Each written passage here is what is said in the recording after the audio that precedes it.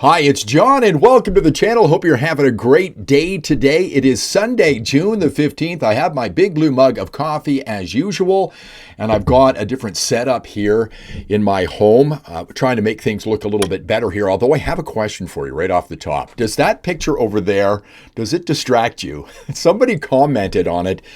On the video yesterday that I'm a King Crimson fan, and that's the album cover for In the Court of the Crimson King. It's actually the lyrics to 21st Century Schizoid Man. For those people in the know, it makes up the photo. I might take it down if it's distracting to you. It's been up there all through the videos I've done on this channel, every one of them, but it's now visible. Anyhow, thank you very much for being here today. And yesterday, I really got some great feedback on my video I did with Mitch Sylvester, the CEO of the Alberta Prosperity Project. And I'm not patting myself on the back here, but I think it was one of the best videos done that answered a lot of questions regarding the independence movement here in Alberta. And I want to get Mitch back on. I'm going to try to set up interviews with more people in the future regarding the independence movement, because that's what I used to do. I used to interview people, and I had 15, 20 minutes to talk to him yesterday, but I had a lot of questions I didn't get to. So hopefully we can do that in the future. But he said something in that interview that I thought was very important. And it was regarding Indigenous people. Let me just play back a little bit of the interview from yesterday. And I want to come back and talk about this particular thing when it comes to the independence movement. Not only that, but when it comes to the oil and gas industry and resources right across the country. So Indigenous have rights to the land because of treaties. Well, the treaties gives them lots of rights, but I mean the interpretation of the rights for the land. But we're not leaving Indigenous people behind. I can't. I'm not in a position to talk about what their land rights are. I just know that all Crown land in Alberta belongs to the government of Alberta. And that is for sure, because I just went through a big UNDRIP fight with basically the federal government on that, and won that based on treaties that were signed by all parties concerned: Aboriginal, Métis, farmers, trappers, all those people on Caribou Preservation just north of Bonnyville. And it was made very clear that Crown land in Alberta belongs to the government of Alberta. Yeah. So that's not the question. The question is that their treaty rights are rights that were signed by them. Nobody's going to chase them down. As a matter of fact, we want to try and make Aboriginal people way richer by giving them, actually tripling their income and giving them the opportunity to come out of poverty and to give them a better life. We're not leaving those people behind. But I really believe that the people that have, I don't believe, I know that we've showed our business plan to Aboriginal chiefs, and they're very excited about it. I watched my interview with Mitch back yesterday, and I focused in on what he said right there, particularly the part about making people rich, making Aboriginal groups rich. And I wrote down the words less adversarial and more persuasive with Aboriginals. There is a very small minority of people who make the biggest noise who are against natural resource projects. And I think these people are funded by environmental groups. But those people have a loud voice, which is amplified by the media. But I think there are lots of Aboriginal groups out there that want to be rich. And they don't want to get rich off of government dollars. They want to be in business. Here's a story from the National Post, how the Haisla Nation became a model for Indigenous-led economic development. How Canada wins. The Haisla Nation has partnered with natural gas companies and now owns a majority stake in Cedar LNG, a floating LNG export facility. This could be a stumbling block against the independence movement in Alberta, and certainly these groups, this minority of people that want to keep everything in the ground, I'm talking Aboriginal groups here, could be a stumbling block because Mark Carney gives them a veto. He's mentioned it many times. I call them outs. His outs for oil and gas in this country, his outs for natural resources in this country.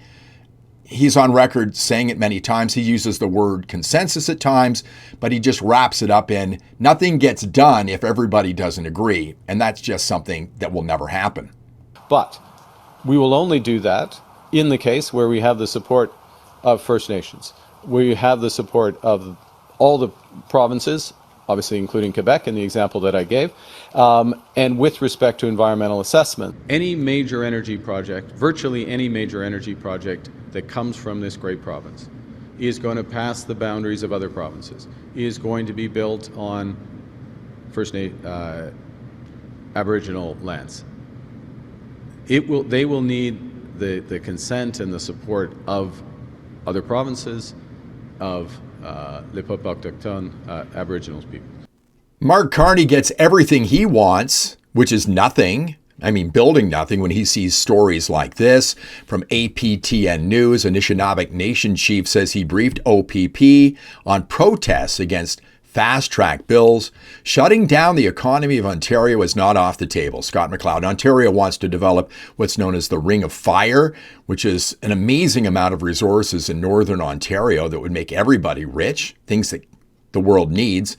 But these people will stand in the way. Scott Mloud says he was invited by an Indigenous Relations coordinator to brief officers at the OPP's Aurelia headquarters on why First Nations oppose the legislation and why they see the bills as a violation of treaties with the Crown. Mloud saying that shutting down the economy of Ontario is not off the table, and that if police want to avoid another Dudley George, they need to understand First Nations position. I remember this well.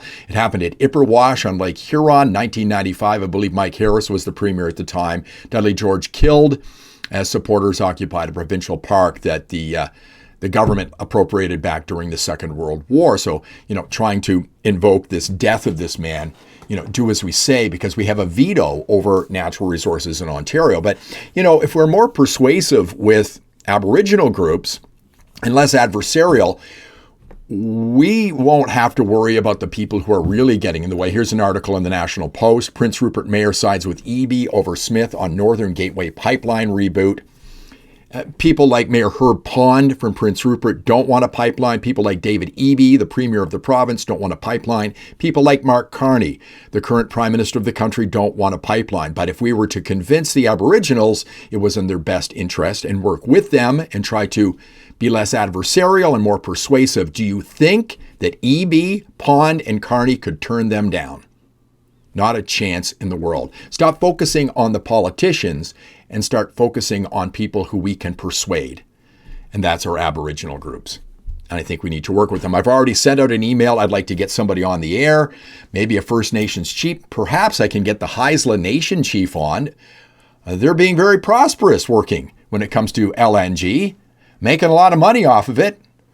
And they're owning a large part of pipelines across the country. I want to get somebody on the air to talk about this issue from a First Nations perspective and how we can bring them into the independence movement, but also do it from the standpoint of a national movement as well. I think there's allies on the Aboriginal side, and I think this is probably the best way to go. Let's just keep the politicians out of it. Other than Danielle Smith, who is continuing to work with these people and wants to cut some deals to make Aboriginals rich and to make us rich as well. Thank you very much for watching. I do appreciate it. If you like the video, please give it a thumbs up. It helps the channel in a big way. I think this channel is being throttled. I really do, because of some of the things I say about specific issues here. Ring the bell for notifications. Please subscribe to the channel. Let's get to 35,000. For goodness sakes, if you are here and watch regularly, please subscribe to the channel, and I will see you in the next one.